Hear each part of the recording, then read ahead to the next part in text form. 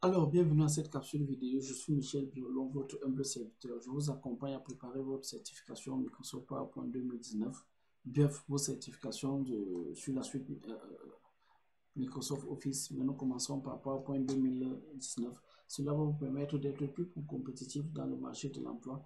Mais il faut aussi savoir à égale compétence, celui qui est certifié a plus d'avantages que les autres. Ceci étant dit, sur cette capsule vidéo, nous allons parler de la création de diapositives et les dispositions de diapositives. Rendez-vous donc dans notre outil PowerPoint. Nous allons créer notre nouveau fichier. Qu'est-ce qu'il s'agit? Quand on parle de diapositive, voici une diapositive. Voilà notre zone de travail. On l'a dit déjà. Voilà notre diapositive. Comment je peux créer une diapositive? Il y a plusieurs options. Je peux venir là. Je fais le clic droit sur la première diapositive par défaut. Je vais clic droit. Je dis nouvelle diapositive. Voilà. Ou alors je viens là sur accueil. Sur accueil, vous allez voir sur le groupe diapositive. Je mets nouvelle diapositive. Voilà. Ou alors, je viens là sur insertion, je pense, on peut aussi, oui, sur insertion, je viens là, il y a diapositive, je mets nouvelle diapositive. Vous l'aurez constaté, il y a plusieurs types de diapositives. Plusieurs types de diapositives. Ça veut dire, c'est ce qu'on appelle les dispositions de diapositives. Mais avant de le faire, je veux déjà vous dire pourquoi. Les diapositives que nous avons sur le tableau, dans la première diapositive, je fais quelques modifications et tout. Voilà. J'ai le choix, lorsque je veux créer une nouvelle diapositive, de dupliquer cette diapositive-ci. Ou alors de la supprimer. OK? De dupliquer la diapositive, ça veut dire, quand je dis dupliquer, ça veut dire que je demande au logiciel de me donner le même type de diapositive que j'avais. Ou alors de supprimer ma diapositive. Pareil. Mais maintenant, qu'est-ce qu'on appelle disposition de diapositive? Ce sont les éléments préétablis de diapositive avec des noms. Je prends un exemple simple. Pendant l'examen, on va vous demander par exemple de créer une nouvelle disposition de diapositive avec un nom. Par exemple, nom de contenu. Voilà les dispositions de diapositive avec deux contenus. Voilà. Et là, il y a le type de fichier que vous pouvez ajouter à l'intérieur. Retenez bien les questions. Lorsque j'évoque une question, sachez que c'est une question qui vient à l'examen. On va vous dire, ce sont les dispositions de diapositive. Voilà les dispositions de diapositive.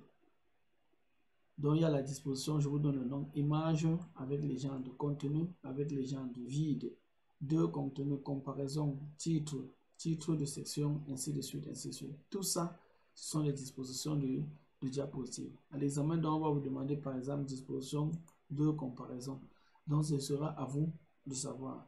Bref, sur cette capsule vidéo, on a évoqué la notion de la création de la diapositive. Je vous ai montré plusieurs façons de créer une diapositive à travers votre storyboard. Je vous ai même montré comment supprimer une diapositive. Je vous ai montré comment créer une diapositive à partir de l'onglet accueil dans le groupe diapositive. Je vous ai montré comment créer une diapositive à partir de l'onglet insertion dans le groupe diapositive. Je vous ai aussi montré comment créer la diapositive en vous positionnant sur votre storyboard et en utilisant nouvelle diapositive. Je vous ai également montré comment supprimer une diapositive. Je vous ai également montré comment dupliquer une diapositive. Voilà. Mais avant de finir, j'ai besoin de vous dire, au-delà par exemple du formateur que je suis dans les outils Microsoft, je suis également responsable marketing de la startup Ligos. Nous aidons aux entrepreneurs, nous aidons les entrepreneurs africains à vendre leurs produits partout dans le monde, même si les clients ont des paiements, ont des cartes Visa, n'importe quelle carte de paiement. Ils vous payent par carte, vous recevez par mobile money. Vous pouvez tout vendre. Nous, on a les clients qui vendent tous les épices, qui vendent des pagnes, qui vendent des prestations en marketing digital, qui vendent même l'étude, l'expertise, ainsi de suite. Quelle qu'en soit la filière dans laquelle vous pouvez faire plusieurs choses à la fois et vendre vos compétences en ligne. Alors, pour utiliser la plateforme, vous ne pouvez pas l'utiliser n'importe comment. Pour utiliser la plateforme, envoyez-nous un mail direct à cette adresse-ci et vous nous envoyez dans ce mail votre numéro de téléphone et votre carte d'identité.